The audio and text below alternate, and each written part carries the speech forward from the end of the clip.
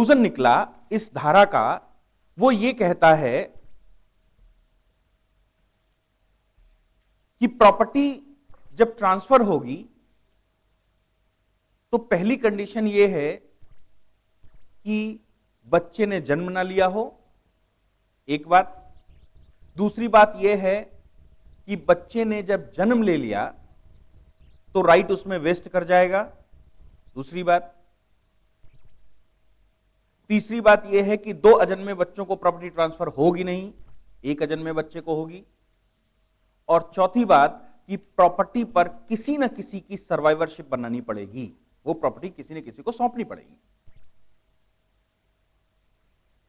जब तक मैं हूं, लिखने वाला लिख रहा है, जब तक मैं हूं तब तक मैं, मेरे बाद मेरा ज्येष्ठ पुत्र, वो भी जीवित है, और मेरे ज्येष्ठ पुत्र के बाद उसका दूसरा पुत्र, उसकी अभी शादी नहीं हुई, वो अविवाहित है, उसके बच्चे नहीं हैं, उसका दूसरा पुत्र।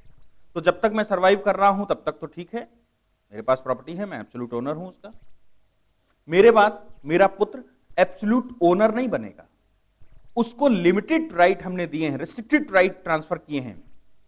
वो बिल्कुल वैसे काम करेगा जैसे ट्रस्ट काम करती है, जैसे ट्रस्ट काम करती है वैसे काम करेगा, ठीक। और उसके बाद उसका जैसे ही दूसरे नंबर का पुत्र पैदा होगा वैसे ही राइट उसमें वेस्ट कर जाएगा, क्योंकि प्रॉपर्टी आफ्टर ऑल अल्टीमेटली किसको ट्रांसफर की गई है? उसके अजन्मे बच्चे को, मेरे पुत्र के दूसरे पुत्र को। और जैसे ही वो जन्म लेता है तो राइट उसके पास है, क्योंकि मैंने अल्टीमेटली प्रॉपर्टी उसी को ट्रांसफर की है, अपने बेटे को नहीं की। अपने बेटे को तो हमने सर्वाइवरशिप के राइट बनाए थे, और वो भी किसके लिए? अजन्मे बच्चे के हित के लिए।